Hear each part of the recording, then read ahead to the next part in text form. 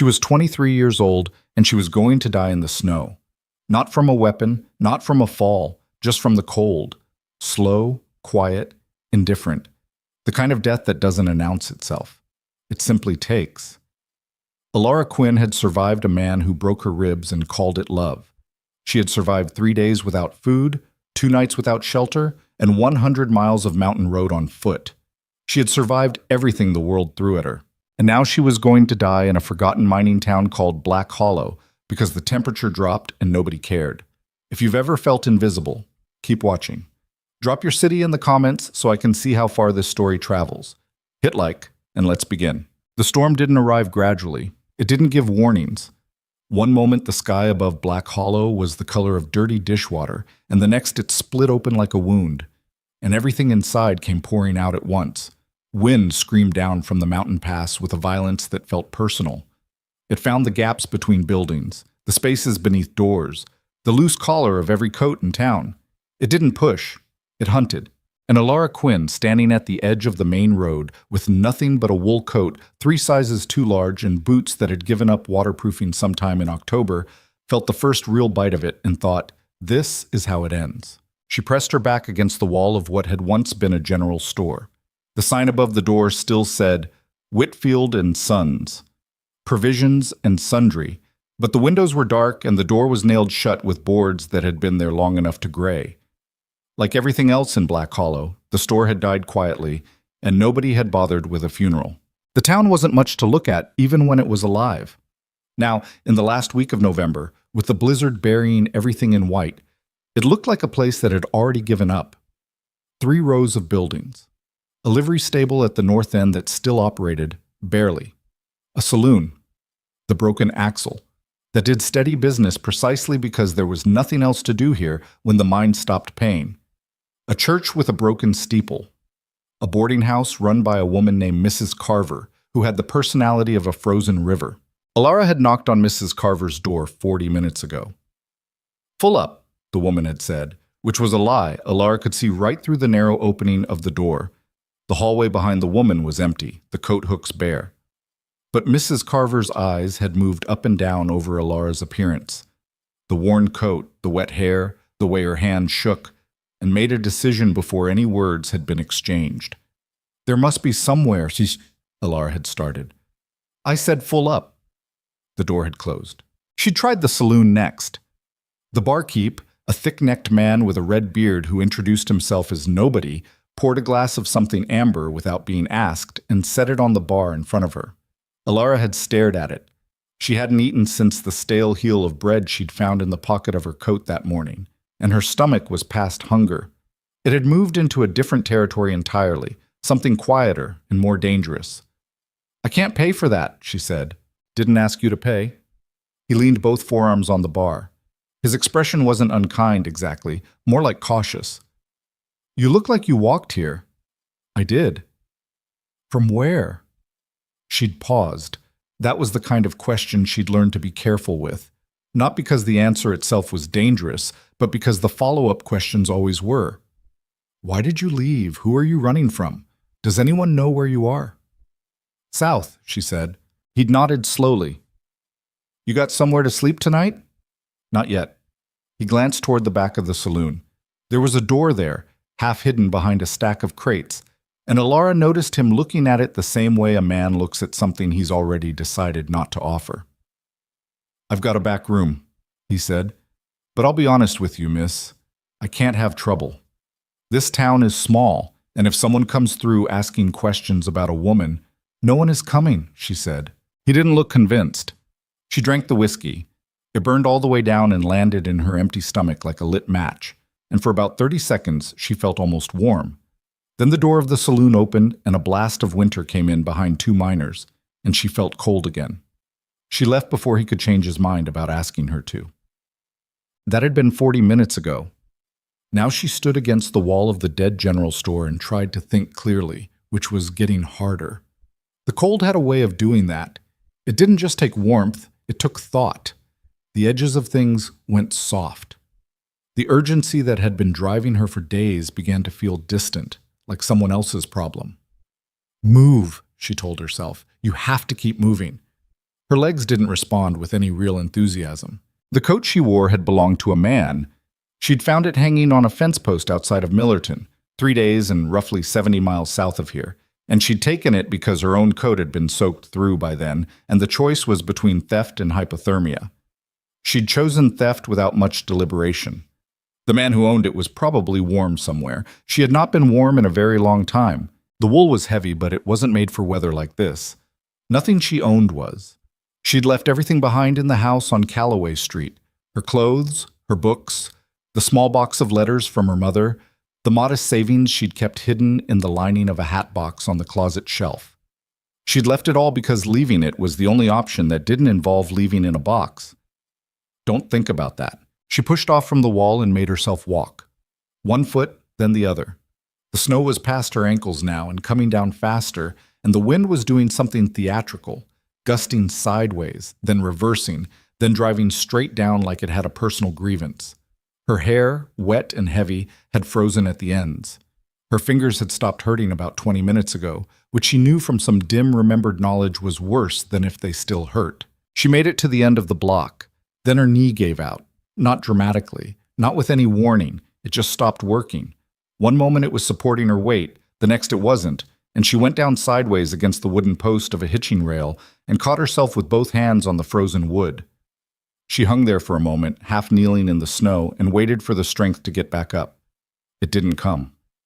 Get up, she thought. Alara, get up right now. Her body had a different opinion. The cold was pressing in from every direction now, and the strangest thing was happening. She wasn't cold anymore. She was something past cold, something almost comfortable. The street had gone quiet beneath the noise of the wind, or maybe the wind itself was quieting. She couldn't tell anymore. Her vision had gone soft at the edges like watercolors left in the rain. She was aware distantly that this was bad. She was aware that she should be more alarmed than she was. She thought of her mother, not of anything specific, not a memory or a face, just the general shape of her mother, the idea of her, which was all that remained. Her mother had died when Alara was 16, and the world had been steadily less safe ever since. She closed her eyes. The post was still under her hands. The snow was still coming down. The wind was still screaming its way through Black Hollow. Somewhere, a horse stamped in a stable. And then she heard footsteps. Heavy, deliberate footsteps in the snow. Not running, not hurrying, just the measured crunch of a large person moving with purpose in a world made entirely of cold and white. She didn't open her eyes. The footsteps stopped. For a long moment, nothing happened. Then a voice said, "How long you been out here?" It was a low voice, not soft, but not harsh either, the kind of voice that didn't waste syllables. Alara opened her eyes. He was, in the most literal possible sense, the largest man she had ever seen. Not tall in the exaggerated way of stories, not some mythological height that would have seemed unreal, but broad, solid, the kind of build that came from actual physical work over many years, not from any particular effort toward it. He wore a heavy coat of oilskin and canvas that had seen considerable hard use, and beneath it she could see layers, wool, fur at the collar. On his head, a hat that had been beaten into whatever shape it currently held by weather and time. His face was weathered to the color of old saddle leather. A beard, dark but threaded through with gray, that had never been especially managed. Dark eyes that were watching her with an expression she couldn't read. He was holding a paper-wrapped parcel under one arm. He'd been to the trading post, she realized dimly. He was in town for something ordinary. He hadn't been looking for her. He was looking at her now, though. "How long?" he said again. Not impatient, just waiting. Her voice came out wrong, scraping. "I'm not sure." "Can you stand?" "Probably." He waited. She did not stand. He made a sound that wasn't quite a sigh, and wasn't quite anything else. Set his parcel down in the snow beside his boots, and crouched down in front of her so that his eyes were level with hers. Up close, he was even more substantial than he'd appeared from any distance, and Alara's body did something involuntary. A flinch, small but present. She'd learned to brace for what happened when large men got close. He noticed. His expression didn't change exactly, but something in it shifted, some minor adjustment that she didn't have the mental clarity to interpret. "I'm not going to hurt you," he said, the same flat, even tone. like he was stating a fact. "I know," she said, which was not true but felt like the right response. "You've got maybe another 20 minutes out here before you're in serious trouble." He looked at her hands on the post, then at her face. "You got somewhere to go?" "No." He picked up his parcel, stood back up to his full height, looked down the empty street for a moment, then back at her. "Come home and eat," he said. Just that. No explanation, no offer of sympathy or extended hand or elaboration of any kind. Just 3 words delivered in the tone of someone who has thought about something briefly and decided. Alara stared at him. "I don't," she started. "You can walk or I can carry you," he said, "but we're not standing here while you freeze." She looked at him, at the street, at the snow coming down in sheets now, the visibility dropping by the minute, at her hands on the hitching post, which she still couldn't feel. She let go of the post and made herself stand, her knee held, barely. "I'm Alara," she said. "Garrick," he said. He turned and started walking. After a moment, she followed.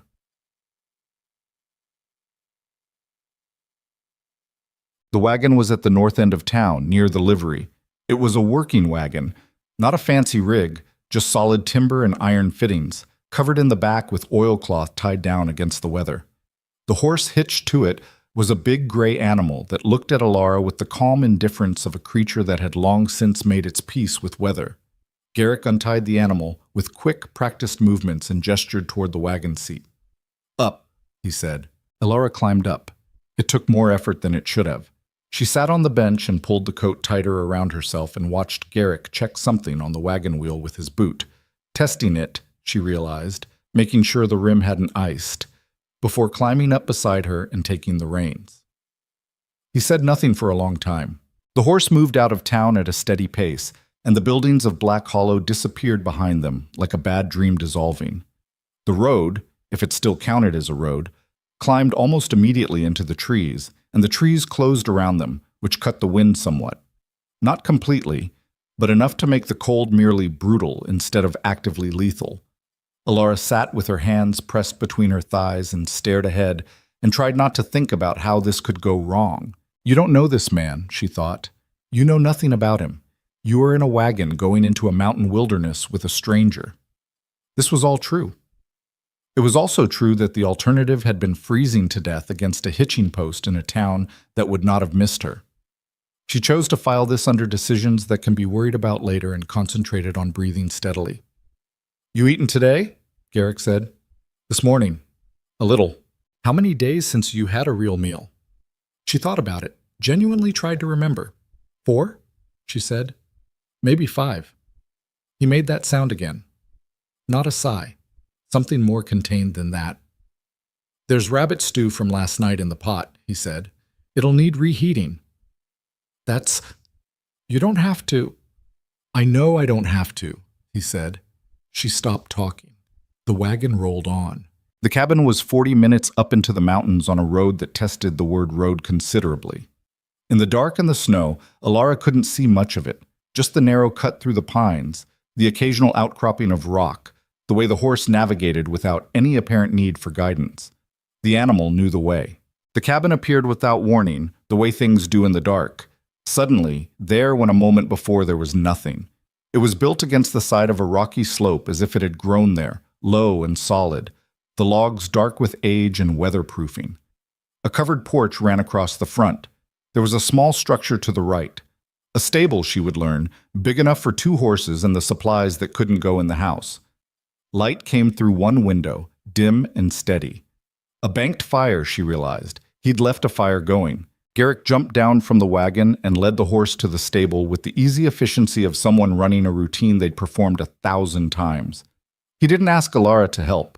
He didn't ask her to go inside either. She sat on the wagon bench for a moment, uncertain, then climbed down herself, her knee complained, and stood in the snow and watched him disappear into the stable. She looked at the cabin. The door was unlocked. There was no reason it would be, all the way up here. She pushed it open and stepped inside. The smell hit her first. Wood smoke, pine, something animal and mineral that was just the smell of him, she would later understand. The smell of the furs and the tools and the life he lived alone in these mountains. It was not an unpleasant smell. It was the smell of a place that was genuinely used. The interior was one main room, larger than she'd expected, but not large. A stone fireplace on the far wall, a table with 2 chairs. Why 2, she found herself wondering when he lived alone. A cast-iron stove in the corner, shelves mounted along the walls holding the organized accumulation of a man who lived by himself and had thought carefully about where things should go. Animal pelts on one wall, tools hanging from pegs, a rifle above the door, a cot in the far corner with a wool blanket folded at the foot of it, a loft ladder in the back that presumably led to wherever he slept. On the stove, a Dutch pot. She crossed to it and lifted the lid. Rabbit stew. Cold, but real. Her stomach made a sound that was almost embarrassing. She heard Garrick's boots on the porch and stepped back from the stove quickly, which was a reflex she wasn't even fully aware of. The reflex of someone who had learned to be careful about being caught taking up space in a man's home. He came in, pulled the door shut behind him, and moved to the stove with the confident ease of someone in a space that was entirely their own. He didn't acknowledge her stepping back. He just stirred the stew, added a piece of wood to the stove's firebox, and went to the fireplace to poke the banked fire back into real life. "Sit," he said, nodding toward one of the chairs. Alara sat. The fire built quickly. The room was already warmer than outside, but now heat started coming at her in earnest. Real heat, the kind with weight to it. And her body received it with something that was not quite joy and not quite pain, and was very close to both. Her hands started to hurt again. She pressed them flat on her thighs and breathed through it. Garrick set a bowl on the table in front of her. Thick stew, a heel of bread on the side that he'd produced from somewhere without ceremony. He sat across from her with his own bowl and began eating. Alara stared at the food. "Eat," he said. Not unkind, just matter of fact, the same way he'd said everything else. She picked up the spoon. The first bite hit her bloodstream like something pharmaceutical. She was aware of trying to eat slowly and aware that she was failing, and also aware that Garrick was not watching her with anything like judgment. He was eating his own stew. Looking at the fire. She ate until the bowl was empty and then held the bread in both hands for a moment before eating that too. The heat from the fireplace was pressing against her left side. Her hair was beginning to dry, finally. Her knee ached in a way that felt almost pleasant now that she was sitting. The stew sat in her stomach with the warm solidity of something genuinely good. She set the bread crust down. "Thank you," she said. Garrick looked at her across the table. His expression was the same as it had been on the street. That same unreadable steadiness. Not warm, exactly, but not cold either. "You need to sleep," he said. "The cot's yours. I sleep in the loft." "I'll take the floor." "Well, the cot's yours." She looked at him. He looked back. There was no negotiation in his face. "All right," she said. "There's a clean shirt in the chest by the window. It'll be big on you, but it's dry. Leave your wet things by the stove." He pushed back from the table and stood, carrying his bowl to the basin. "The storm will be bad for a few days. We'll talk in the morning about what comes next." "What comes next?" she repeated. He turned from the basin and looked at her. "You need somewhere to be while this storm blows through," he said. "You don't have to explain yourself to me. I'm not asking you to." The thing that happened in her chest then was unexpected and inconvenient. Something loosened there. Some knot she'd been holding so tightly and for so long that she'd forgotten it wasn't a permanent part of her anatomy. Her eyes did something humiliating. She turned away before anything could show on her face. "I appreciate it," she said. Her voice was steady. She was proud of that. Garrick picked up his coat from the peg by the door. "I need to check the woodpile under the porch before the snow buries it. Lock the door after me if it makes you feel better." She looked at him. "I won't lock the door," she said. Something in his expression shifted. That small, almost imperceptible adjustment. "All right," he said. He went out. Alara sat at the table and listened to him move around on the porch and tried to understand what had just happened to her. She had spent years under a roof that never felt like shelter, living beside a man who smiled in public and left bruises where they wouldn't show. She had walked 70 miles through a mountain winter with nothing but a stolen coat and the stubborn conviction that anywhere was better than where she'd been, and she had ended up here. At a table in a stranger's cabin, warm for the first time in weeks, with an empty bowl in front of her and a dry cot waiting across the room.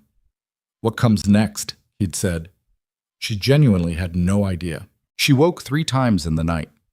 The first time she didn't know where she was, and her body went immediately to high alert, heart slamming, eyes wide, scanning the dark for threats. It took longer than it should have to place herself. The sound of wind, the smell of wood smoke, the weight of a wool blanket she didn't remember pulling over herself. Garrick must have come back in and done it while she slept, which should have been alarming and somehow was not. The cabin, she remembered. The mountain. The man with the flat voice and the Dutch pot full of rabbit stew. She lay back down. The second time she woke because something had changed. The wind had shifted or intensified or both, and the cabin groaned with it in a way that sounded structural. But the walls held. The fire in the fireplace had burned down to coals that still threw enough light to see by, and nothing in the room had moved, and from the loft above she could hear the sound of slow, steady breathing. He was asleep. Whatever the wind thought it was doing, it hadn't woken him. She took that as a recommendation and went back to sleep herself. The third time it was morning.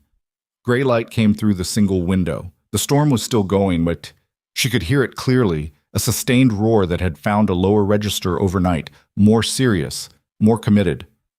The fire had died to ash. The room was cold in a way that was not dangerous but was not comfortable. Garrick was already up. She could hear him on the porch, the sound of axe against wood. Splitting kindling, she realized, with the rhythmic efficiency of someone who did it every morning. She lay still for a moment and listened to it. There was something in the sound that was almost calming, concrete.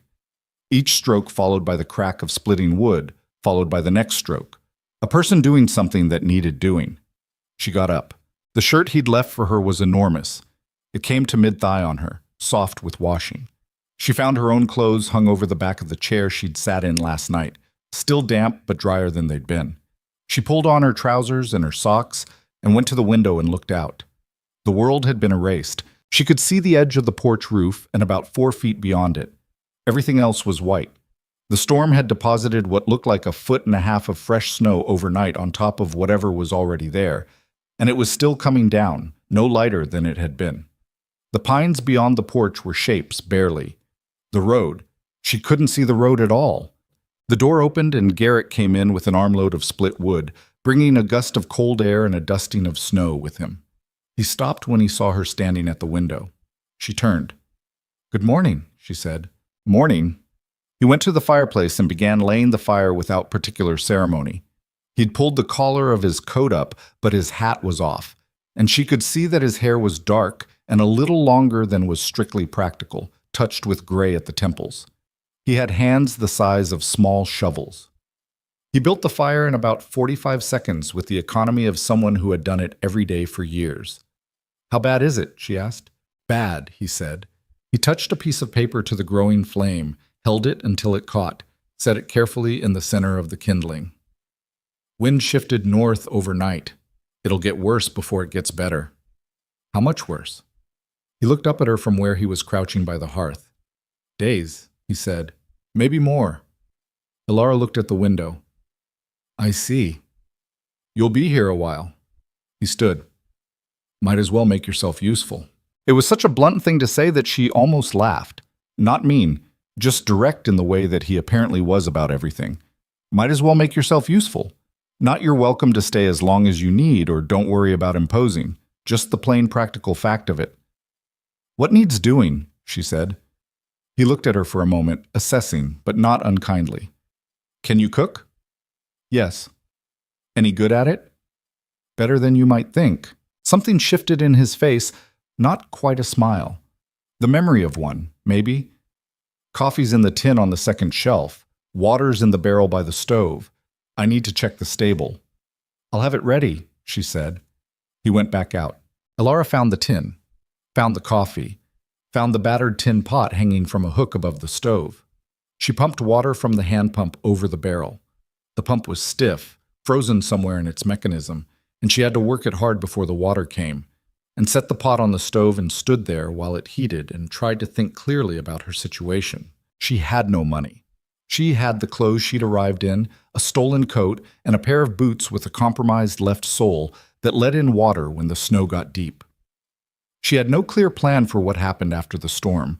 No destination she was moving toward, no one in any direction who was waiting for her. What she had instead was a debt she couldn't repay to a man she didn't know, in a cabin she couldn't leave while the mountains were buried in weather. Don't think too far ahead, she told herself. It was advice she'd given herself before, in worse circumstances. Just get through today. The coffee started to smell like something worth living for. She found the salt pork on the shelf Garrick had pointed to, found the cornmeal, figured out the configuration of the stove by trial and error, and produced a breakfast that was not elaborate but was hot and filling by the time she heard his boots on the porch again. He came in and stopped.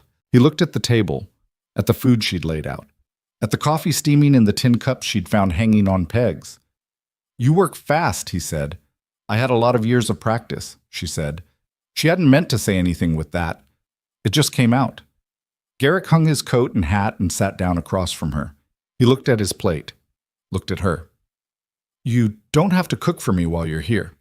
"I know," she said, "but I want to feel like I'm earning my space." He picked up his fork. "You don't have to earn it." "Humor me," she said. He looked at her a moment longer, then started eating. After a moment she ate too, and the storm pressed against the cabin from outside, and the fire crackled in the hearth, and neither of them said anything for a while, and somehow the silence was not uncomfortable, which surprised her. The silence she'd lived in before had always had weight to it, the heavy, pressurized silence of a house where you never knew when something might break. This silence was different. It was just quiet. Two people in a warm room, the storm doing its thing outside.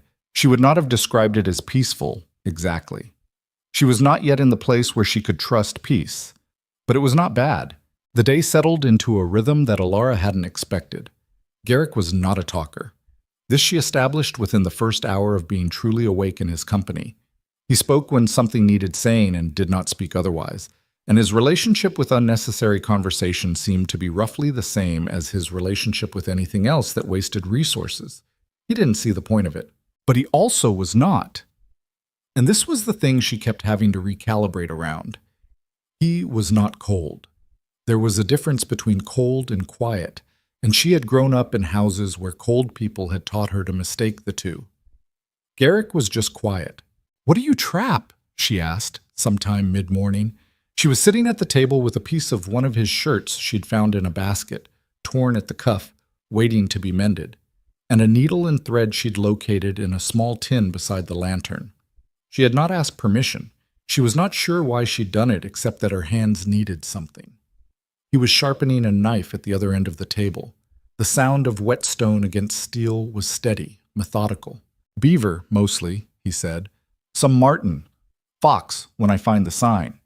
He turned the blade, inspected the edge. "Deer for meat." "Do you sell the pelts in Black Hollow?" "Trading post there, yes. Take a load down twice a season." He set the whetstone down. "Why?" "Just trying to understand how this works," she said. "The life out here." He looked at her steadily. "It's not complicated. You do what you need to do. You don't do what you don't need to do." "That sounds peaceful." "It sounds," he said, "like what it is." She pulled the thread through the cuff. "How long have you been up here?" 8 years. She looked up. "Alone?" "Mostly." She wanted to ask more and could tell from the slight shift in his attention back to the knife that this was the natural end of the thread. So she let it go. Later, he showed her how to bank a fire properly for the night. He didn't make a lesson of it, just did it while she was nearby and said, "Like this," which was not much in the way of instruction, but was enough if you were paying attention. She paid attention. She learned that the horse's name was Dutch, and that Garrick had had her for 6 years, and that Dutch had opinions about the weather that Garrick considered essentially reliable. "She gets nervous before the snow gets worse," he said. "She was nervous yesterday afternoon." She learned that the second chair at the table had been there when he'd built the cabin, and he'd kept it because it was practical to have 2 chairs, even if only one was being used. She learned that he made the best use of silence she had ever seen in a human being. What he learned about her was what she showed him, that she worked without being asked to, that she was careful with his things, that she slept fitfully and woke quietly, and that she flinched at sudden sounds in a way that was reflexive, and that she was visibly embarrassed by afterward. He did not comment on the flinching. He learned other things later. On the second day, the storm intensified. No shapes at all, just the sound of the wind which had moved into a frequency that seemed to resonate in Alara's back teeth. The temperature inside the cabin dropped a degree or two, despite the fire, which Garrett kept going without pausing. He came in from the stable at 3 in the afternoon with snow in his beard and a look on his face that was, for him, the equivalent of concern. "How's Dutch?" Alara asked. "Fine, warm enough." He stamped snow from his boots. "We may be here longer than I said." "How much longer?" "Hard to say. Week, maybe more." He crossed to the fire, held his hands toward it. "You all right with that?" She thought about it honestly. She was alone with a stranger in a mountain cabin during a blizzard with no money and no plan. By any rational measure, she should not have been all right with any aspect of this situation. "Yes," she said. He glanced at her. "All right." "I should tell you something," she said. He waited. "I'm not just passing through," she said. "I mean, I don't have somewhere I'm going. I'm not visiting anyone. There's no destination I'm headed for." She looked at her hands. "I just needed to be somewhere else, and then the storm came, and now I'm here." "I figured," he said. "You did?" "People who have somewhere to be don't stand in the street freezing." He turned from the fire. "You don't have to explain it." "I might explain it anyway," she said. "At some point." He nodded once. "When you're ready." He went back to what he'd been doing, which was checking something on one of his traps, a mechanism she didn't understand yet but would. And Alara sat with the mending again and thought about what it meant to be in a place where no one was requiring anything from her. She hadn't been in a place like that in a long time. She was afraid to trust it.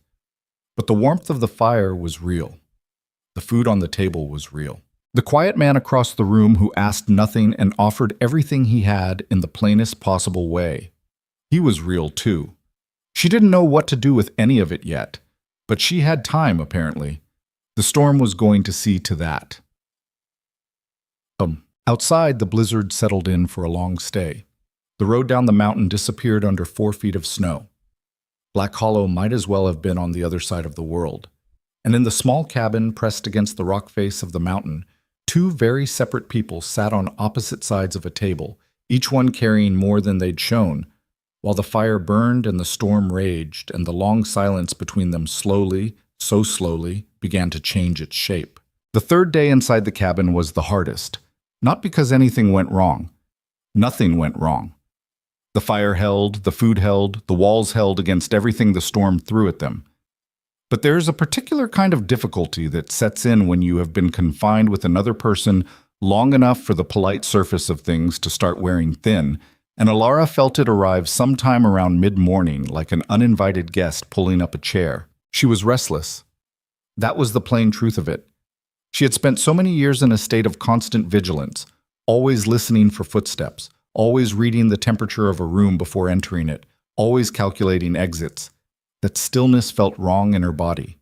Wrong in a physical way, like wearing shoes on the wrong feet. Her mind kept reaching for things to be afraid of, and finding only the ordinary sounds of the cabin, the fire settling, the wind outside, the occasional creak of the loft when Garrick shifted his weight. She tried to read. He had books, a small shelf of them, more than she'd expected, everything from a surveyor's manual to what appeared to be a well-worn collection of frontier poetry, the spine cracked and the pages warped from humidity. She picked up the poetry and put it down, picked it up again, read the same stanza 4 times without absorbing a word of it. "You're going to wear a groove in that page," Garrick said from across the room. She looked up. He was at the table, working on something with his hands, repairing a section of a trap mechanism she'd gathered, though the specifics were still beyond her. He hadn't looked up from it. "I'm not good at sitting still," she said. "I can see that. Is it bothering you?" He set down the piece he'd been working on and considered the question in the unhurried way he considered everything. "Not yet," he said. It was such an honest answer that she laughed. Just a short sound, surprised out of her. "At least you're direct about it." Not much point in being otherwise. He picked the piece back up. "There's a second pair of snowshoes in the stable. If the wind drops this afternoon, we could check the near traps, give you something to do besides read the same poem over and over." She stared at him. "You could hear me turning the pages?" I could hear you not turning them, he said. She didn't have anything to say to that. The wind dropped a little by 2 in the afternoon. Not gone, nothing like gone, but moved off its worst sustained note into something more intermittent. Garrick looked at the window, looked at her, and said, "Get your coat." The snowshoes were a revelation and a humiliation in equal measure. She had never worn them in her life, and the first 20 feet she covered looked like a man trying to walk in swim fins, which Garrick observed without comment from where he was moving through the snow with the ease of someone who had been doing this since before she was born. She found her footing eventually, or something close enough to footing to keep from falling, and they moved through the trees together in the muffled world the blizzard had made. Everything was white and gray, and the particular blue-silver of shadow on snow. The pines carried their loads of it in great curved shelves. The sky overhead was the color of a cast-iron pan. Her breath came out in clouds, and the cold found the gap between her hat and her collar immediately and settled there like it owned the space. But she was moving. Her body recognized it as something it needed. "The first trap is about a quarter mile," Garrick said. His voice was lower out here, adapted to the quiet. "Through those trees and down the slope." "Do you always run this many traps?" she asked. "More in a good season. This far into winter I've pulled most of them, just running the near line until the weather breaks." She followed his path through the snow and tried to match his pace. Failed. He slowed without making anything of it, which she appreciated more than she would have said. "Can I ask you something?" she said. "You can ask?" 8 years is a long time to be somewhere alone. She watched his back as she said it. The set of his shoulders didn't change. "What made you come up here in the first place?" He was quiet for long enough that she thought he wasn't going to answer. She was already formulating the apology for overstepping when he said, "I needed somewhere that wasn't anywhere else." She turned that over. "I understand that." "I thought you might." They walked on.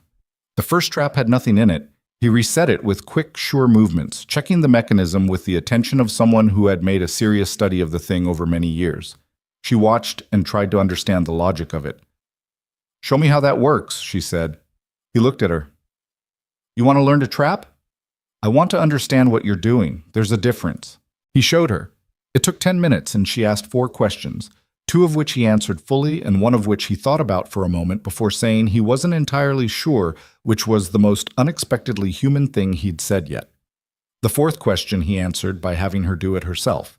Set the mechanism, test the tension, and then checking her work with the neutral attention of someone grading a test. He adjusted 2 things, said nothing about the rest. "That'll do," he said, which she was beginning to understand was high praise. On the way back, the wind picked up again, not as bad as the morning, but enough to make conversation difficult, which meant they walked in silence. But it was a different silence than the one from the first morning. It had texture now. They had been inside each other's company for 3 days, and the silence between them had absorbed some of that shared time and was richer for it, the way a broth gets richer the longer it simmers. She was only beginning to understand this. She wasn't sure she trusted it yet, but she noticed it. Back at the cabin, she made soup from the salt pork and the last of the root vegetables while Garrick fed the fire and checked the wood supply on the porch. She could hear him counting logs under his breath. A practical man doing practical math. And then he came inside and said, "We're fine for a week. Maybe 10 days if we're careful." "Good," she said. He sat at the table and she brought the soup. He looked at it. "You added something," he said. "Dried sage. From the jar on the 3rd shelf. I forgot that was there." "It's been there a while," she said. "The jar was dusty." He drank a spoonful. "It's better." "I know." She sat across from him and picked up her own spoon. "You should use your supplies before they go bad." He looked at her with something that might have been amusement and might have been something else. "Is that a critique of how I keep my kitchen?" "It's an observation about the sage." He said, and went back to his soup. She hid her smile behind her spoon. The thing was, she was not supposed to be comfortable here. She had run a very long way and endured a very great deal to end up in this specific cabin with this specific man, and there was nothing logical about comfort. There were still days, many of them, she suspected, where the life she'd left would try to reach out and drag her back, and not in any metaphorical sense. And she knew nothing about Garrick Hale except what she could observe directly, which was he was self-sufficient, plain-spoken, careful with things, and had not yet done anything that warranted fear. That last item felt thin, she knew. It was not a foundation, it was barely a starting point.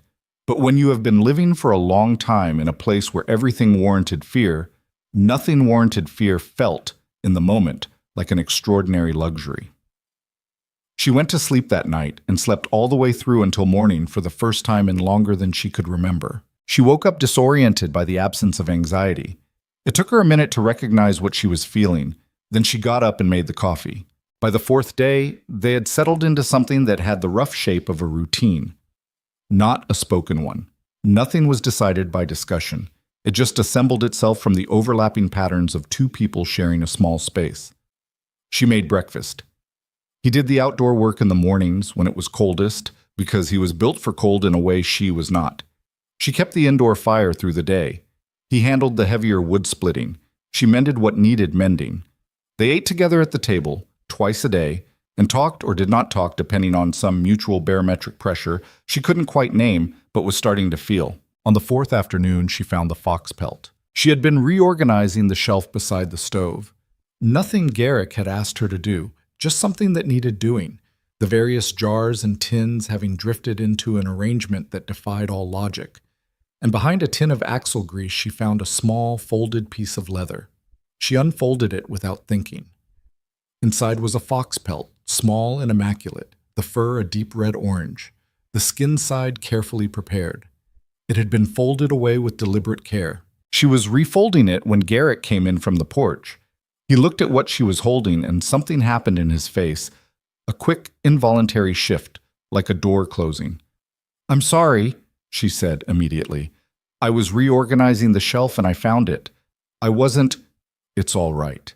His voice was flat in a different way than usual. "I'll put it back. Leave it." He came into the room and hung his coat, moved to the fire with his back to her. "It belonged to my daughter," he said. The sentence landed in the room like something with weight. Elara stood very still. "I didn't know you had a daughter." "Had," he said. Present tense corrected to past in a single letter. He poked the fire. "She was 5. She liked foxes. I tanned that pelt for her." He set the poker down, turned around. His face had rearranged itself back into its usual steady expression, but the effort of it was slightly visible. "She died 4 years ago. Fever." "I'm sorry," Elara said. It was inadequate and she knew it. "Yeah." He looked at the pelt in her hands, then at the shelf. "Put it back where you found it, please." She did. He sat at the table and she sat across from him, and neither of them spoke for a while. The fire did its work. Outside, the storm was doing its work. Inside, something was different. Not broken, but opened slightly, the way a room changes when a window is cracked. Some of the carefully maintained separateness between them had shifted. "Was there anyone else?" she asked carefully. "A wife?" She asked it. "She left. After." He said it without particular bitterness, which somehow made it worse to hear. "Can't blame her. We dealt with it different ways." "And you came up here?" "Not right away, but eventually." He put his hands flat on the table. Big, scarred hands. "The mountains are honest," he said. "They don't pretend anything. If you do the work, you survive. If you don't, you don't. There's something clean about that when everything else feels like it's—" He stopped. "Like it's lying to you," Elara said quietly. He looked at her. "Yes," he said. She understood that. She understood it in the particular way you understand something that you have lived yourself rather than observed at a distance. The world she had come from, the polished house on Calloway Street, the dinners with important men, the careful performance of happiness, had been built entirely out of lies. Lies about what her life was. Lies about what the man she lived with was. Lies she had eventually understood she was telling herself, which was the worst kind. "I know what that's like," she said. He didn't press her, didn't lean forward or ask the follow-up question that would have felt like an invasion. He just received what she'd said and let it sit. After a while, he said, "Rabbit's fresh. I'll cook tonight." "You don't have to—" "You've cooked every meal for 4 days." He stood. "It's not a competition. I can cook." "Can you?" she said. He gave her a flat look. "Better than you'd think." She almost smiled. "That's what I said about myself." "I remember," he said. and went to get the rabbit. He could, in fact, cook. Not the way she cooked. She had years of practice at stretching limited ingredients into something that tasted intentional. But he cooked with confidence and without fuss, and the rabbit came out better than she would have admitted out loud. She told him it was good. He told her not to sound so surprised. They washed up side by side at the basin, which was a level of domestic proximity she hadn't anticipated when the evening started. He was careful to give her room, which she noticed. She was careful not to reach for the same thing at the same time, which he probably noticed. They were both, in their separate ways, still being very careful. But it was getting easier. That was the unsettling truth of it. It was getting easier to be in this space, with this person, in this strange, interrupted life. She didn't know if that was something to be grateful for or something to be frightened of. On the 5th day, she asked him to teach her to read the trapline. "All of it?" he said. "As much as you'll show me." He looked at her steadily. Why? It was a fair question. She thought about the honest answer, which was, because I don't know what my life looks like past this storm, and I want to know how to do something real. What she said instead was, I've never learned anything that was actually useful. Everything I know how to do is about how to look a certain way in certain rooms. I want to know something real. He held her gaze for a moment. Something in it. Not quite respect, not yet, but the thing that comes just before respect. All right, he said. We start tomorrow if the wind drops. The wind dropped the next morning, and they went out together through the white and silent world of the mountain, and he showed her things she had never known she wanted to know. How to read animal sign in the snow, the difference between fox prints and marten, how to gauge whether a trail was fresh by the sharpness of the edges, how to move through the trees quietly, where the wind came from and what it told you. She was bad at most of it. She was too loud and too slow, and her snowshoe form remained what he charitably called developing. She asked too many questions at the wrong moments and not enough at the right ones. She spooked a rabbit that Garrick had been quietly moving toward and watched it vanish into the trees with a feeling of genuine contrition. I'm sorry, she said. It's fine. He was watching the tree line with the patient attention of someone who had no relationship with frustration. There'll be another. You're very calm about that. Getting angry at a rabbit doesn't accomplish much. He turned and looked at her. You'll learn. You're paying attention. That's the most important part.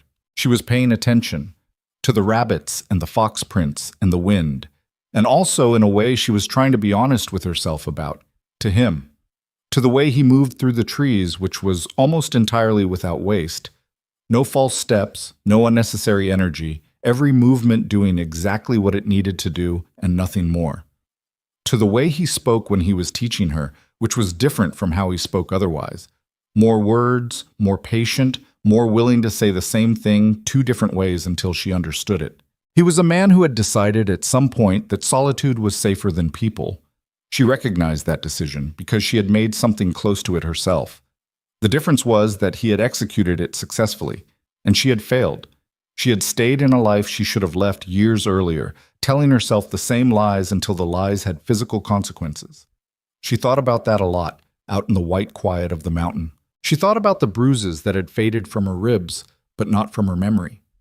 She thought about the way her body still made certain calculations without her permission. The flinching, the checking of exits, the way she noted where things were before she went to sleep. These were not things she'd chosen to do. They were things that had been built into her by repetition, the way calluses are built by friction, whether you want them or not. She was not going to talk about this yet, but she was thinking about it.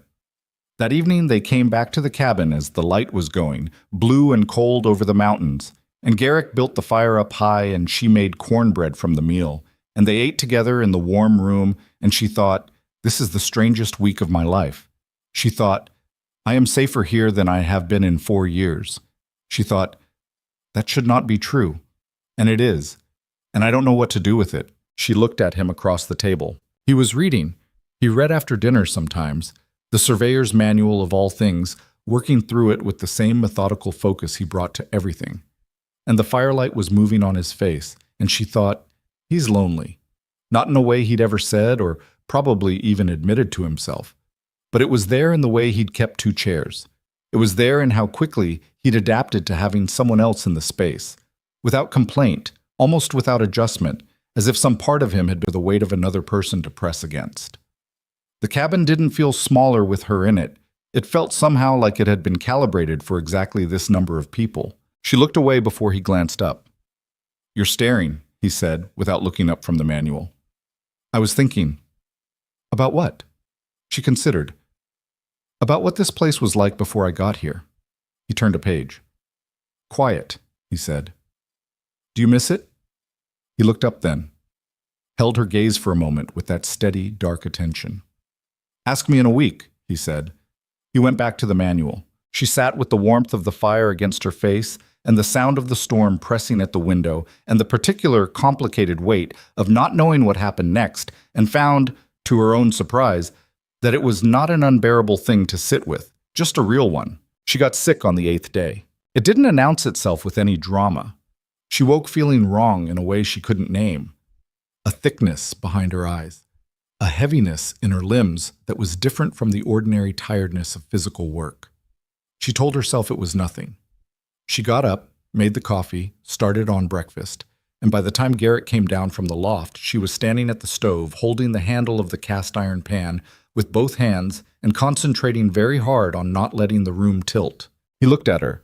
She could feel him looking at her from across the room, the way you can feel a change in temperature. "Sit down," he said. "I'm fine." "Elara." Something in the way he said her name, flat, direct, not asking, made her turn around. He was standing at the bottom of the loft ladder, fully dressed, watching her with the specific attention of a man who has learned to read conditions the way other men read text. "I'm a little tired," she said. "You're pale as birch bark, and you're holding that pan like it's the only thing keeping you upright." He crossed the room. "Sit down." She sat down. The chair received her with what felt like relief. He put his hand on her forehead. It was a brief, matter-of-fact gesture. The back of his rough hand against her skin for about 3 seconds. And then he pulled it back, and his expression did something she hadn't seen it do before. It tightened. "You've got a fever," he said. "It's probably nothing." "It's probably not nothing." He went to the shelf and started moving things with purpose. "Have you been cold? The real kind, not just outside cold." She thought about it. "Last night, I thought it was just the temperature." "How long have you felt wrong?" "Since I woke up, maybe yesterday afternoon, a little." He turned and looked at her with an expression that was not anger, but was adjacent to it. The look of a man annoyed at himself for not catching something sooner. "Why didn't you say anything?" "Because I didn't want to be a problem," she said. The words came out before she could weigh them. Plain and unguarded, the kind of honest that happens when your defenses are already weakened by fever. She watched him receive them and watched something move through his face at the receiving. He didn't say anything to that. He turned back to the shelf and pulled down a tin she hadn't opened yet, and inside it she could see dried herbs, small cloth pouches, the careful inventory of a man who had learned to be his own doctor out of necessity. "Willow bark," he said, holding up one of the pouches. "For the fever. And you need to eat something, even if you don't want to." "I'm not hungry." "I know." He set a pot of water on the stove. "Eat anyway."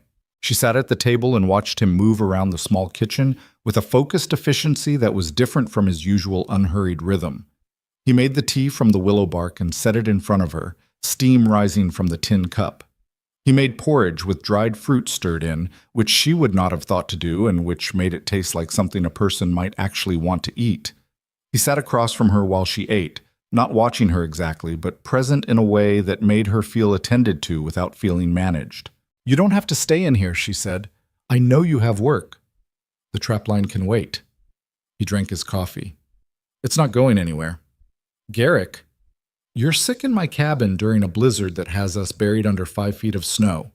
His voice was patient in the way that suggested patience was something he'd made a deliberate choice to practice. "I'm not going to go check traps while you sit here alone with a fever. That's not—" He stopped. "Not what?" she asked. He looked at her directly. "Not how I was raised," he said, which told her something small and real about him. That somewhere behind the 8 years of solitude and the practical armor of the mountains, there was a version of him that had been taught by someone how a person ought to behave. She filed it away. She drank the willow bark tea, which tasted like the inside of a tree, and probably was, and ate most of the porridge, And by mid-morning, she was back on the cot because her body had stopped pretending the chair was adequate. Garrick banked the fire until the room was warmer than she'd ever felt it, and pulled the wool blanket up and brought her water without being asked, and then sat at the table and worked on the trap mechanisms in silence, which was somehow exactly the right thing to do. Not hovering, not gone, just present. She drifted in and out of sleep. In the in-between places, where consciousness gets thin and unreliable, she dreamed in fragments. The house on Calloway Street, the dining room with its polished table and its 12 chairs that were almost always empty.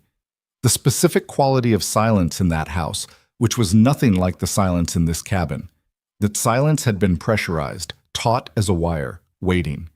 She dreamed about hands she didn't want to think about, and woke with her heart going too fast, and the cold sweat of something other than fever on her skin. Garrick was by the cot before she fully understood she'd made a sound. "Hey," he said. "Hey, you're all right." She blinked at the ceiling, the cabin, the firelight, his face, which was the most real thing in her field of vision, looking down at her with an expression she didn't have a name for yet. "Sorry," she said. "I was dreaming." "I know." He didn't step back. "Bad one?" "The usual kind." She pulled in a slow breath and let it out. Her heart was still running fast, but slowing. "I'm all right."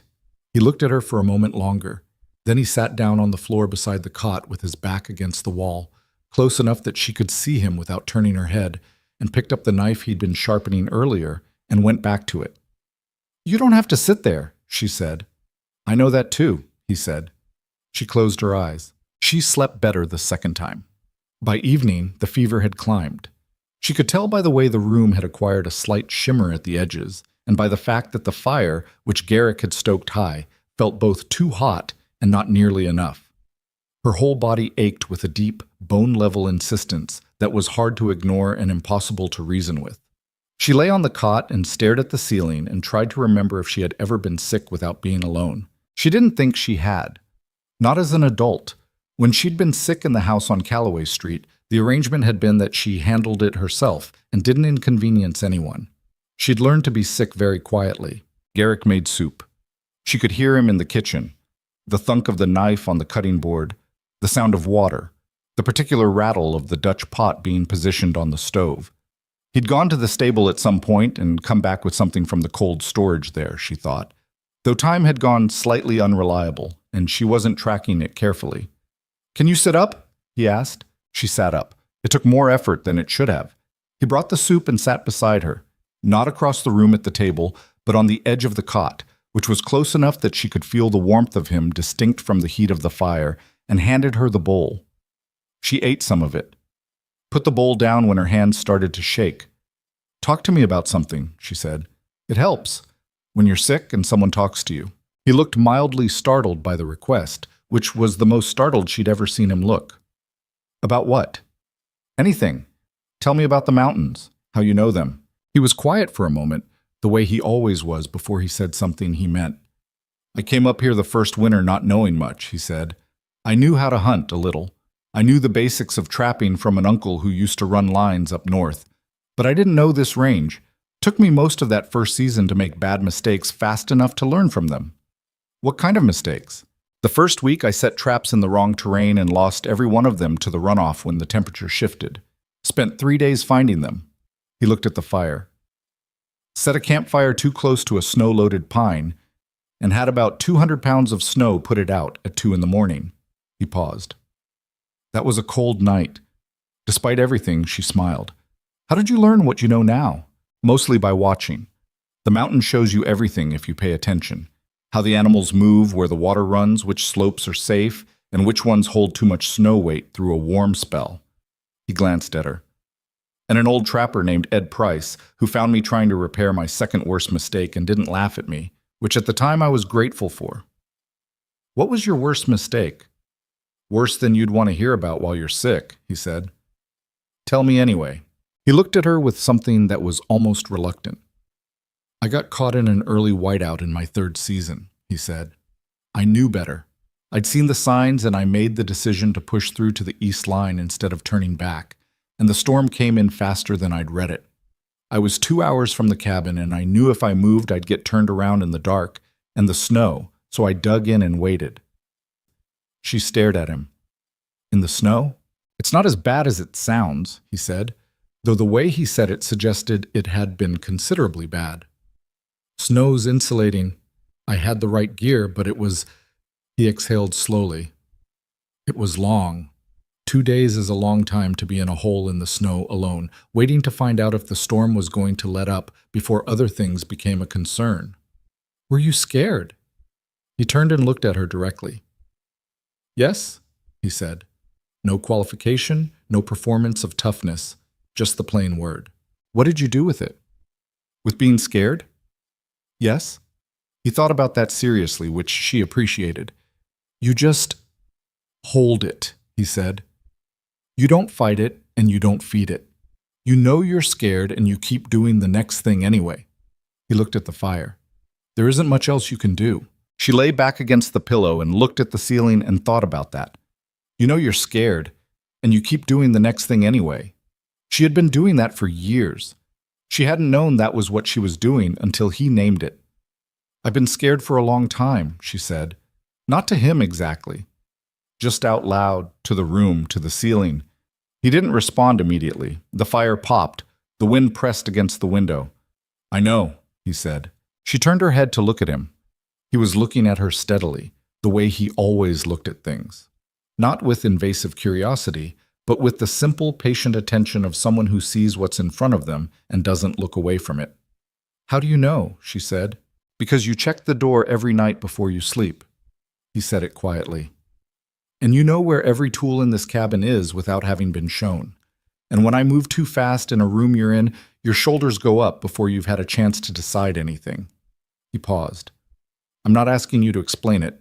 I'm just telling you I see it. She looked at him for a long time. So, in the house on Calloway Street, she had been the most visible and the most unseen person she knew. Everyone who came to those dinners saw the woman in the right dress at the right table. Nobody saw anything else. She had become so accustomed to invisibility of the real kind, to having the actual texture of her existence go unregistered by everyone around her, that being seen now, quietly and plainly and without demand, made something in her chest hurt in a way that had nothing to do with fever. His name is Aldrich Voss, she said. She hadn't decided to say it. It came out the way things come out when you've been holding them so long that the weight eventually just exceeds the grip. Garrick didn't move, didn't shift or lean forward or change his expression. He just stayed where he was and listened. He's a financier, she said, out of the eastern cities. Very wealthy, He has the kind of face that makes people want to believe him. I was 20 when I met him, and I didn't know how to read the difference between a man who values you and a man who wants to own something. She looked at the ceiling.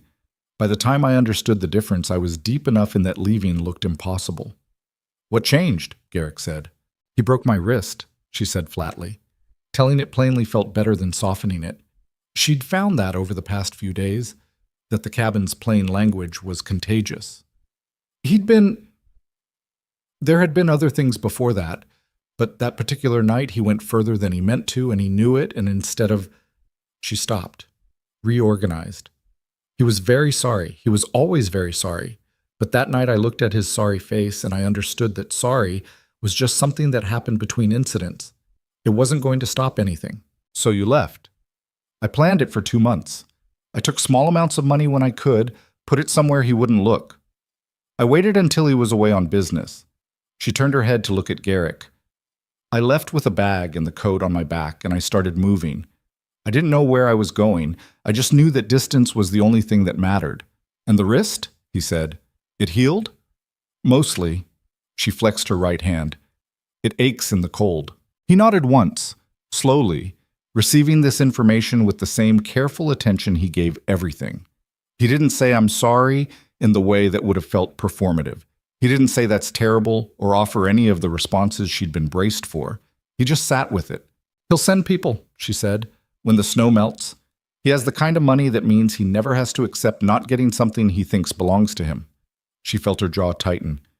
And he has access to my family's estate. There's money held in my name that I can't claim without being findable. He knows that. He'll use it as leverage to locate me if he can. How many men can he send? It was such a practical question that it almost surprised her. Not are you sure, or that sounds serious. Just the tactical fact of it. I don't know, she said. 2, maybe 3. He won't come himself. He doesn't do his own. He doesn't get his hands into things directly. Garrick was quiet for a moment. Then he said, the pass into Black Hollow is the only road down from this range that's navigable by wagon. In winter, it's barely navigable by anything. When spring comes and the snow melts, it'll still be 2 weeks before the road is passable for riders who don't know it. You know it, she said. I know every foot of it. He looked at her. Anyone coming through that pass looking for something they're not supposed to find, I'll know before they get within 2 hours of this cabin. She stared at him. Garrick, I'm not asking you to let me handle your life, he said. That's your business, and you'll handle it how you see fit. I'm telling you a fact about the geography. He stood up. This mountain is mine. I know it, and whoever Voss sends won't. That's not nothing. She didn't have words for what she felt in that moment. It wasn't gratitude exactly, or not only gratitude. It was something more unfamiliar. The specific feeling of having someone plant themselves between you and the thing chasing you and do it without making it about themselves, without requiring anything in return, without even framing it as a sacrifice. Just a man stating a plain fact about his mountain and the people who didn't know it the way he did. Her eyes were doing the humiliating thing again. She turned toward the wall. The fever's making me emotional, she said. Sure, Garrick said. She could hear him moving to the fire. I mean it. I know you do. He added a log. Sleep. I'll check on you in an hour. She slept. And in the night, somewhere in the dark middle hours, when the fever spiked and her dreams came apart at the edges, she was vaguely conscious of a hand on her forehead, checking, brief, matter-of-fact, and the sound of the fire being rebuilt, and then the quiet creak of Garrick settling back into the chair he'd pulled to the edge of the room. Not the loft. He'd stayed down. She didn't say anything. She wasn't sure she could, but something in her body registered it, the fact of him there, awake and watchful in the dark. And something that had been braced for a very long time released a degree or two of its tension. It didn't fix anything. The fever was still real, and Aldrich Voss was still real, and the spring thaw was coming whether she was ready for it or not. But the night was a little less long. By morning the fever had dropped. Not gone. She was still slow, still heavy in her limbs, but the shimmer had left the room's edges, and her hands were steady when she held the water cup. Garrick made the willow bark tea again without comment and set it in front of her and sat across the table eating his own breakfast. She looked at him across the table. He looked back. Thank you, she said, for last night. You needed watching, he said. Still, he picked up his coffee, looked out the window where the snow had stopped for the first time in days. The sky above the tree line was a pale, washed-out blue, and the light that came through the glass was thin and real in the way that light only looks after a storm begins to break. The worst of it might be passing, he said. She looked at the window, at the fragile light, at the world outside, which was still buried and cold and would be for some time, but which had stopped actively trying to bury them deeper. It might be, she agreed. She didn't say what she was thinking, which was that she had confessed the real shape of her life to this man the night before, and the world had not ended. The walls of the cabin had not changed their character. Garrick had not changed his. Whatever she'd been carrying in the saying of it had not disappeared, but it was lighter now that it was out in the air of a room where someone else had heard it and simply stayed. She drank the terrible willow bark tea, looked at the pale winter light, thought about spring and what it would bring, and sat with the knowledge that she was more afraid of the answer to that than she was willing to let show, in a cabin where a man had already proved that he saw more than she showed. The fever left her body over the course of 3 days, retreating the way the storm itself had retreated. Not all at once, but in gradual degrees, the edges softening before the center finally gave way. By the 12th day in the cabin, Alara was on her feet again, moving carefully but steadily, and the world outside the window had undergone its own change. The snow had stopped, properly stopped, not just paused. The sky had opened into something almost painfully blue, and the light that came off the white-covered mountains was so bright it made her eyes water the first time she stepped out onto the porch. The cold was still serious, Mountain cold in what she now understood was still the deep heart of winter. But it was a different kind of cold. Dry and sharp rather than wet and obliterating. A cold that felt survivable. She stood on the porch in her boots and her borrowed coat and breathed it in. Her lungs still felt tender, like something healing. Her legs were weaker than she was willing to admit. But she was upright, and the air was clean, and the sky was that impossible blue. Garrett came around the side of the cabin from the woodpile, an armload of split logs against his chest, and stopped when he saw her. "Probably don't want to stay out here too long yet," he said. "You're still not 100%. "I know." She didn't go back inside. "I just needed to see it." He looked at her for a moment, then looked at the mountains. Whatever he saw there, he kept it to himself. He went inside with the wood. She stayed on the porch another minute, looked at the trees, the snow-covered slope, the narrow cut in the pines where the road disappeared downward toward Black Hollow. The road she couldn't see at all. Still buried, still impassable, still keeping her here, still keeping them out, but not forever. She went back inside. The days that followed had a different quality than the blizzard days. Lighter in some ways, heavier in others. The emergency of the storm had provided its own structure, its own justification for everything. You did what the weather required, and there was a simplicity to that. Now the weather had stepped back, and what remained was two people in a cabin who had crossed from strangers into something that didn't have a clean name, and the specific weight of that was something they both felt and neither addressed directly. They worked. That was the honest shape of those days. There was always work. The trapline needed running now that the storm had passed, and Garrick pushed it further than he had during the blizzard, going out for longer hours, returning with pelts that he stretched and dried on the frames he kept in the stable. Elara handled the cabin with a thoroughness she'd been wanting to get to since she'd arrived, a genuine cleaning that required moving everything and making decisions about what went where, which she did carefully, checking before she changed anything of his. "You don't have to ask every time," he said, when she held up a tin and raised her eyebrows at him. "It's your home," she said. "You're in it." He looked at the tin. "Third shelf, left side. It makes more sense there." She put it on the third shelf, left side. He was right, it made more sense there. She also, in those days, started learning the things he hadn't yet shown her. She asked him to teach her to fire the rifle. He looked at her with an expression she'd come to recognize as processing the unexpected, and then went and got the rifle without making anything of it. And they stood in the open space behind the cabin in the thin winter light, and he showed her how to load it, how to hold it against the recoil that she was too stubborn to fully brace for the first time, and that punished her for it. "Again," she said, rubbing her shoulder. "You sure?" "Again." He showed her again.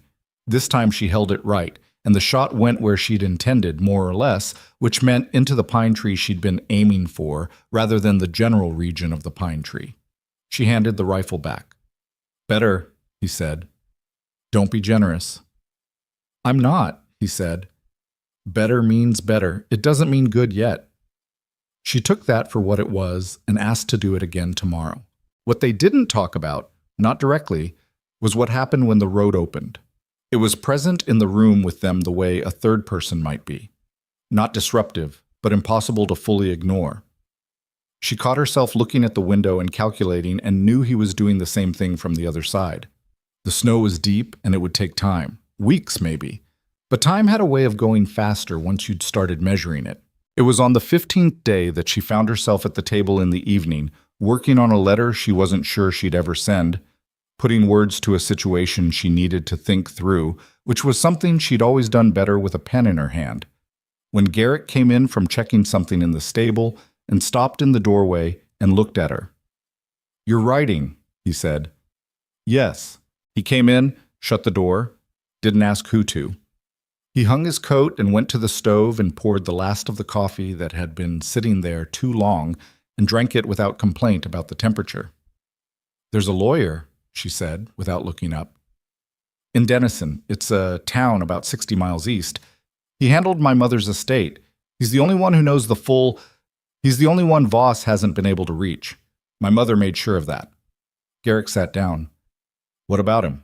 "If I can get to Denison, I can access what's mine through him, without going through anything Voss has a hand in." She set down the pen.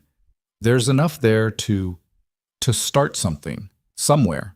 Not luxury, but enough. He looked at his coffee cup. Denison is north and east, through the pass and then another half-day's ride. Roads passable in late spring, maybe earlier if the melt comes fast. I know. He looked at her. You've been planning this. I've been thinking about it, she said, which was a distinction she meant.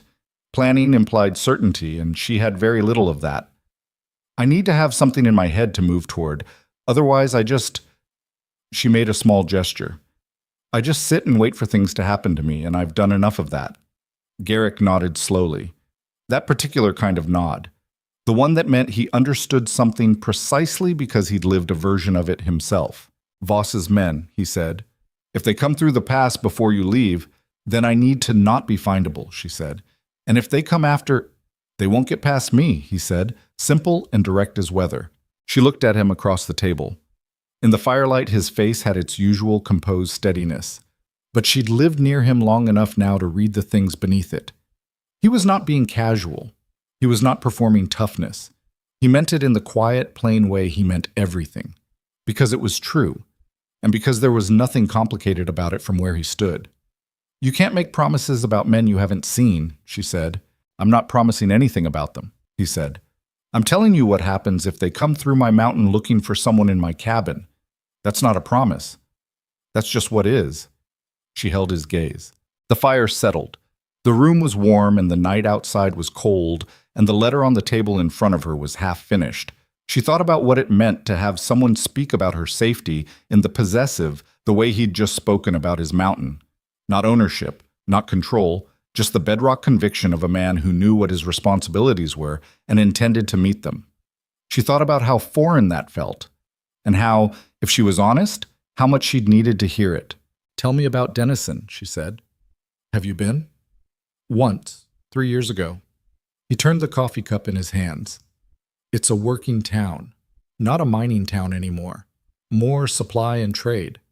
Big enough to have a real law office, small enough that everyone knows everyone else's business. That could work for me or against me. Depends on who gets there first with what story, he said. She'd thought about that too. Voss was meticulous. He would have constructed a narrative already. The troubled woman, the concerned benefactor, the regrettable misunderstanding. He was good at those. He had spent years being good at those in rooms full of people who found him credible and found her marginal, and she had no way to know yet how far his version of events had traveled. I need to write to the lawyer before I move, she said. If I can get a letter to him somehow. Black Hollow Trading Post takes mail when the road opens, Garrick said. Man named Doyle runs the post. He's not quick, but he's reliable. She looked at him. How soon could we get down there? Something shifted in his expression at the we. She'd said it without thinking, and she watched him absorb it without making anything obvious of it. 2 weeks, he said. Maybe 3. The upper road will be iced over until the temperature holds above freezing for a few days running. After that, the wagon can make it down if we take it slow. She nodded. 2 weeks? 3. She could do that. She'd lasted this long. Garrick, she said. He looked up. What happens? She stopped. Reorganized. What do you want to happen after the road opens with... She gestured, which was a poor substitute for words, but was the best she had in that moment. He looked at her steadily for what felt like a long time. The fire was behind her, and she couldn't read his face as well as she usually could. What I want isn't really the question, he said. I'm asking it anyway. He set down the coffee cup. He turned it on the table once, looking at it, then back at her. I've been up here 8 years, he said. I built this place to be far enough from everything that everything stopped mattering the way it was mattering. And it worked. He paused. It worked fine until about 3 weeks ago. She didn't say anything. You're not an easy person to have around, he said. She felt a flicker of something. I know. I'm sorry. That's not what I mean. His voice was even. I don't mean you're difficult. I mean, you're not easy to not think about. He looked at her directly. You're not easy to ignore, and I've been alone long enough that I'd gotten used to everything being ignorable. The room was very quiet. Alara understood what he was saying. She understood it clearly, and she also understood what it had cost him to say it. A man who used words like they were a finite resource spending some of his carefully held supply. "I'm not staying out of obligation," she said quietly. "I want to be clear about that. I know you're not. And I'm not something that happened to you because of a storm. I make my own decisions." "I know that too." The corner of his mouth moved, the closest thing to a smile she'd seen from him that wasn't buried under something else. "That's part of what makes you not easy to ignore." She looked at her letter, at the half-formed words on the page, at the fire beyond it, which had been burning in this hearth for longer than she'd been here and would keep burning after whatever happened next. "I want to get to Denison," she said.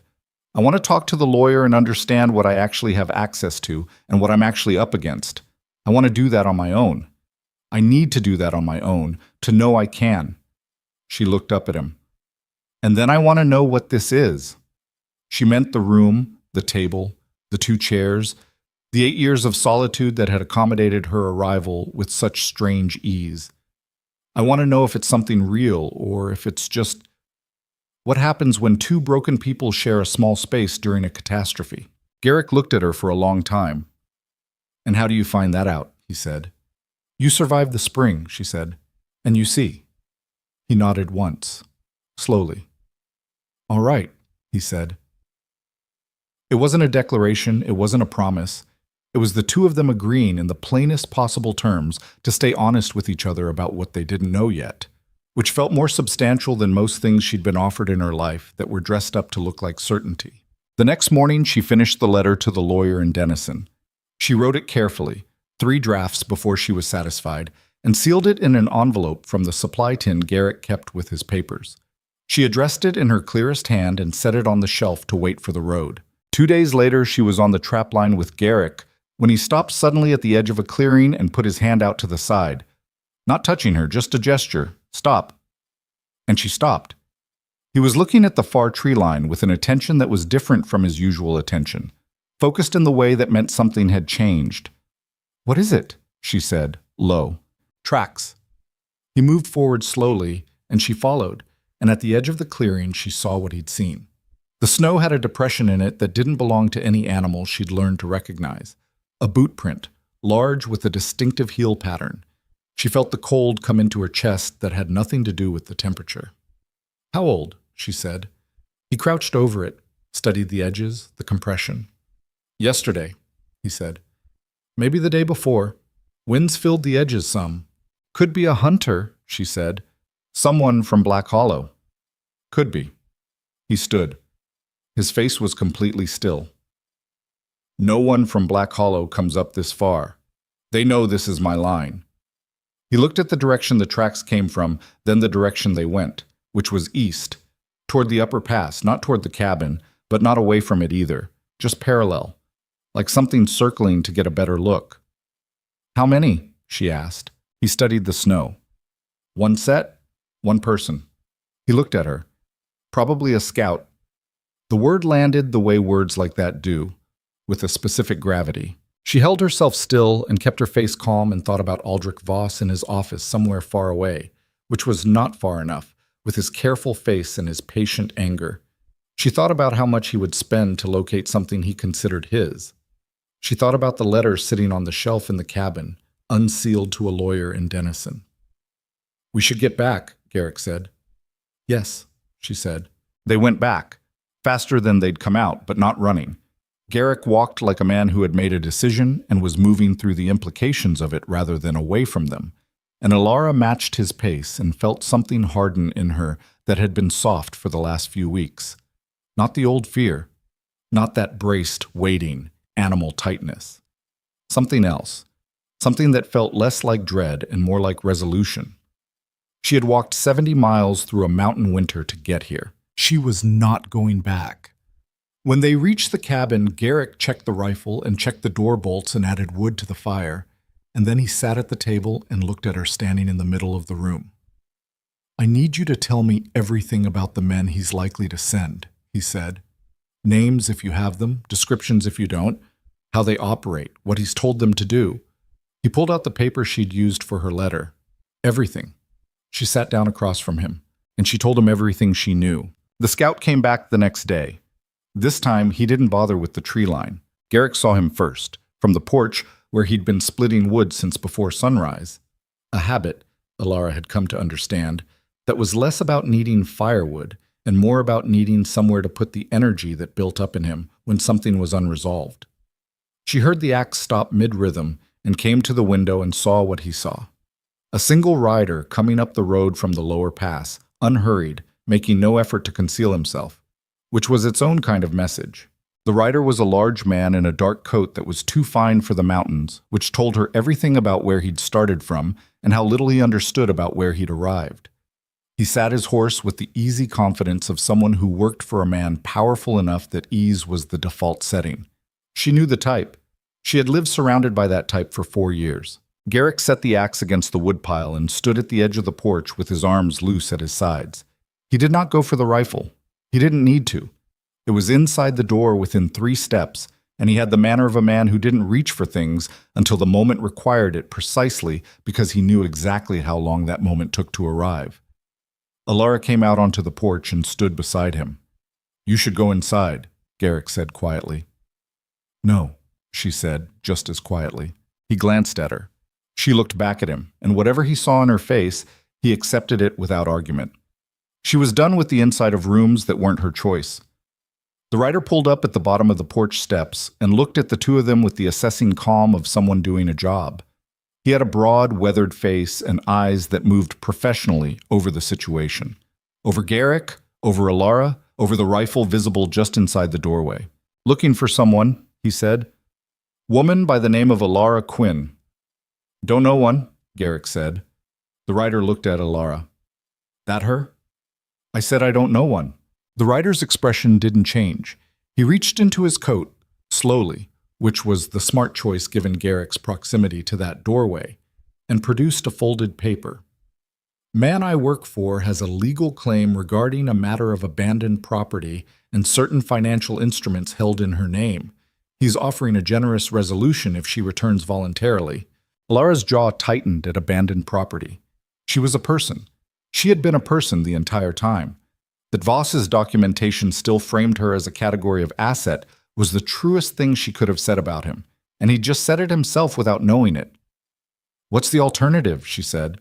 Her voice was steady. She was proud of that. The rider looked at her directly for the first time. He wasn't cruel about it, just honest in the way that hired men sometimes were when they were smart enough to understand the situation they were in. "The alternative is that Mr. Voss pursues his legal remedies through the courts, which is a longer road and a harder one for everyone." "Tell me something," Alara said. "Does he know about the estate lawyer in Denison? Or in Falk?" A small shift in the rider's eyes, just a flicker.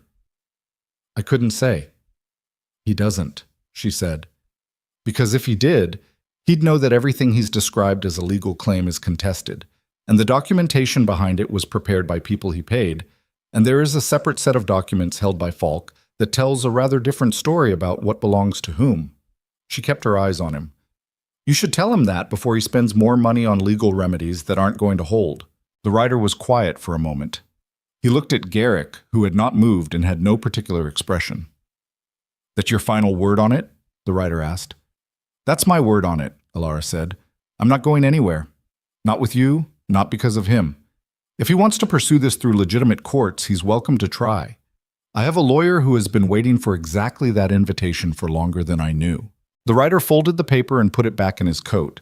He looked at Garrick one more time, a look that was really a question, gauging the weight of what he'd be reporting back. Garrick met it without answering it, which was an answer in itself. "I'll pass it along," the rider said. He turned his horse and went back down the road the way he'd come, not hurrying, the dark coat disappearing into the trees below. Alara stood on the porch and watched him go. Her hands were shaking. She noticed that with a kind of detached interest, the adrenaline working its way out through her palms while the rest of her held steady. "Orrin Falk," Garrick said beside her. "My mother's lawyer." She looked at her hands, then put them flat against her thighs. "I don't actually know what he has. I know my mother trusted him, and I know she didn't trust Voss, and I know she was smarter than most people gave her credit for." She looked at Garrick. "I was bluffing about the documentation." He looked at her for a moment. "I know," he said. "Did it show?" "Not to him." He turned and went back inside. She stood on the porch, alone another moment, in the clean, cold mountain air and breathed. The trees were the same trees they'd always been. The road was the same road, still icy, still running down toward a world that had not finished with her yet. The sky was that blue. She hadn't promised anything she could keep. She'd bought time. She didn't know how much, but she was still here, and she was still standing, and she had done it herself. She went inside. They left for Denison 11 days later when the upper road had been passable for 3 days running and the temperature held above freezing by midday. Garrick loaded the wagon with the efficiency she'd watched him apply to everything. Practical, without excess, nothing left behind that was needed and nothing carried that wasn't. Dutch stood in the traces with her customary composure, which Alara had come to find genuinely reassuring. She sat on the wagon bench with her letter to Orrin Falk in her coat pocket and her repaired boots on her feet. Garrick had found a piece of leather and resoled the left one without telling her. She'd found it waiting by the door one morning and looked at the cabin as they pulled away from it. It looked smaller from outside. It always did, probably. But it also looked solid in a way that she associated now with things that had actually been built for purpose rather than appearance. The logs dark and weathered, the porch straight, the chimney still breathing thin smoke from the banked fire. She turned forward and didn't look back again. The road down the mountain was 2 hours of careful navigation, Garrick reading the surface continuously, slowing for the iced stretches, taking the switchbacks at a walk. She watched how he handled it and thought about the first time she'd come up this road, barely conscious, too cold to register anything. It looked different when you were present for it. The mountain was enormous and complex and full of things she was only beginning to understand, and she thought that it would take years to know it the way Garrick knew it. She thought about that and what it implied and kept it to herself for now. Black Hollow looked different too, in the late winter light with the worst of the season behind it. The snow on the main street was dirty and trampled rather than fresh, which made it look less like erasure and more like a town that had simply endured something, which was true. The trading post was open. She could see smoke from the saloon chimney. The boarding house with its perpetually dark windows looked exactly the same, which she found she didn't mind. Garrick pulled up at the trading post and went in to speak to Doyle about the mail, and Alara took her letter and followed him. The man behind the counter was small and precise, with the careful manner of someone who understood that mail was trust made physical. "Denison?" he said, looking at the address. "Denison," she said. "It's important that it arrives intact." "Everything I send arrives intact," he said, not unkindly. "I'll have a rider going that way inside the week." She paid him from the small amount Garrick had pressed on her that morning without ceremony, handing her the coins and walking away before she could argue, which was so characteristic that she'd accepted it without the argument she'd been preparing. She would pay him back. He already knew she'd say that and had already decided it was not the point, which was an exchange they'd had non-verbally and which she'd thought about since. From Black Hollow, they pushed on toward Denison on the eastern road, which was in better shape than the mountain pass. More traveled, more maintained. They reached the town by late afternoon, and Alara found Orrin Falk's office on the second street, above a print shop, identified by a modest painted sign that had weathered several seasons. She told Garrick to wait with the wagon. He did, which cost him something. She could see that, but he did it. The office was warm and smelled of paper and ink, and the particular staleness of rooms where serious things get decided in unhurried ways. Orrin Falk was 60, compact, with sharp gray eyes behind small spectacles, and the measured manner of a man who had spent decades being the person others came to with their worst problems. He looked at her across his desk for a long moment after she'd given her name. "Your mother wrote me a letter," he said. 4 years ago. She said I might eventually hear from you." Alara went very still. "What did she say?" "She said you were stubborn and perceptive and that you were going to end up in a situation that required real documentation to get out of." He opened a drawer. "She was specific about Aldrich Voss. She'd met him once at a dinner and she'd taken his measure in about 20 minutes, which speaks to her judgment." He produced a sealed envelope. "She left this with me, along with a separate set of documents regarding the estate, registered independently of anything Voss had access to." He set the envelope on the desk. "She said to give you the letter first." Alara looked at the envelope. Her mother's handwriting on the front. Just her name, Alara, in the hand she would have recognized anywhere. She picked it up, held it. "I'll give you a moment," Falk said, and went to the window. She opened it. She read it twice.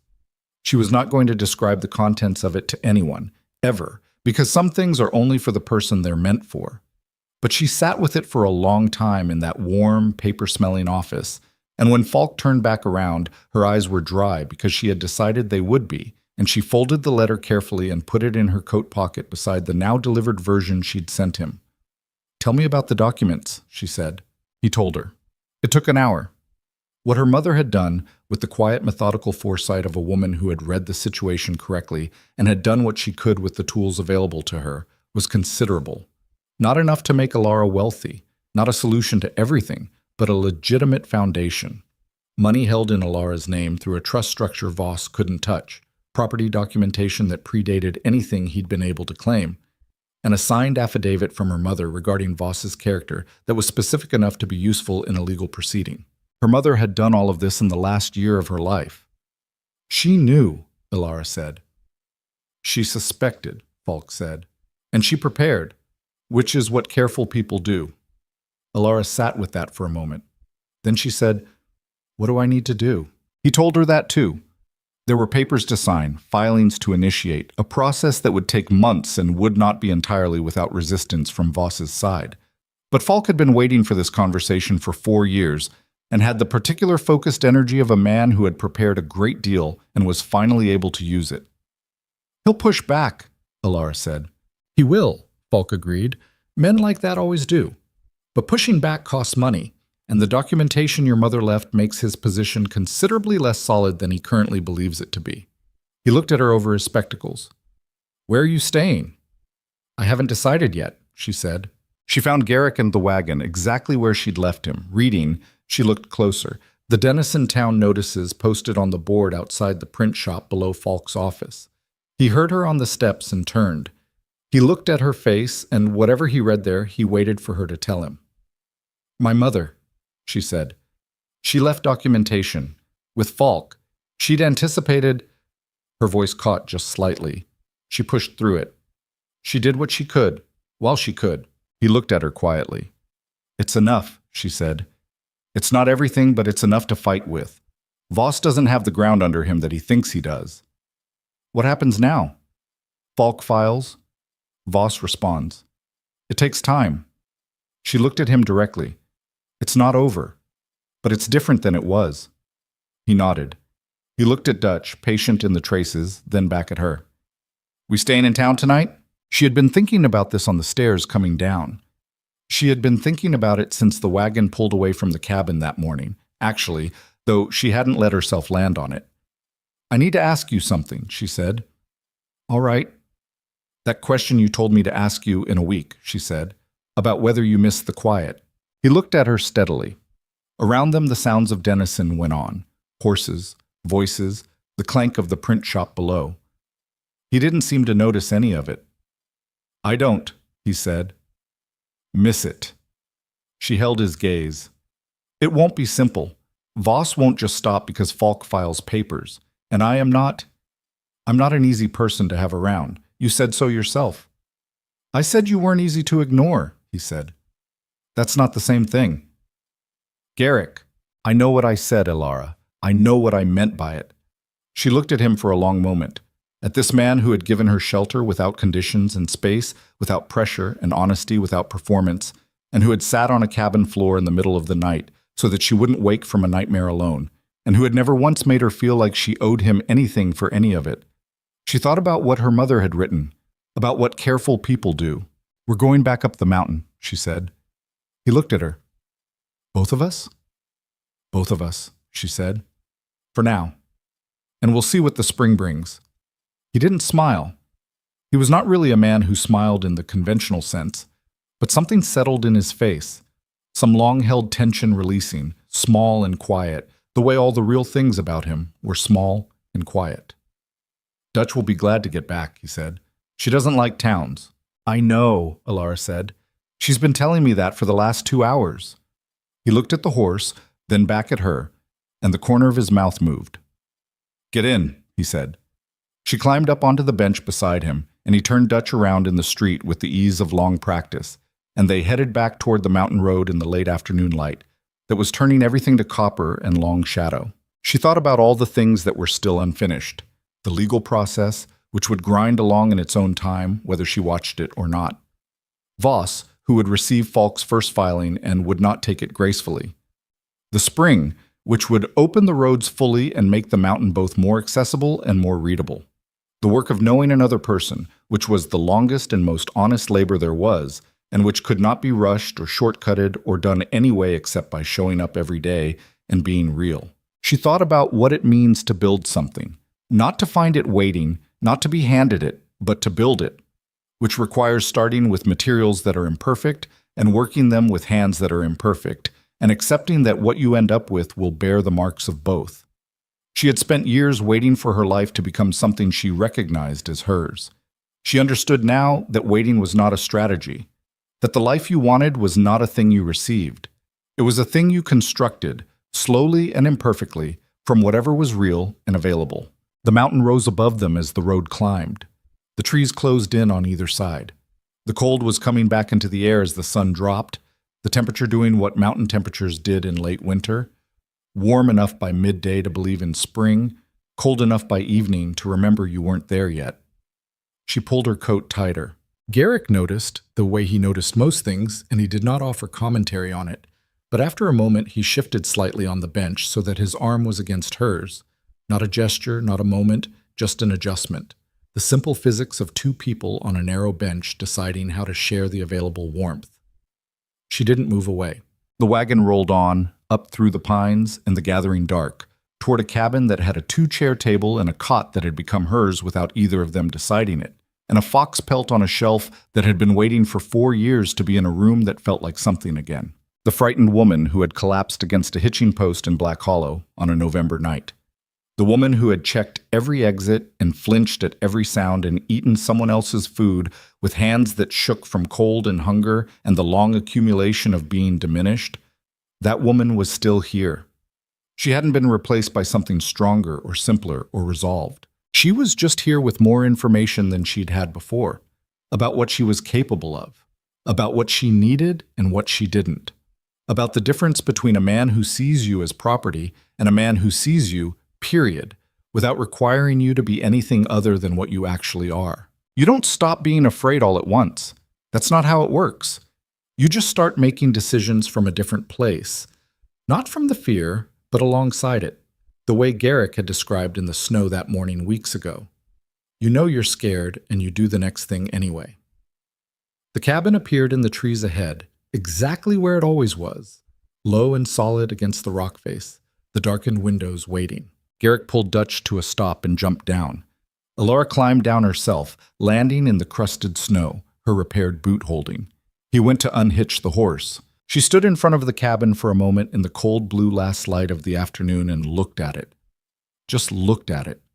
At the door that had been opened to her without conditions. At the porch where she'd stood in the morning cold and seen the world new after the storm. At the window where the fire would go once they got inside and lit it again.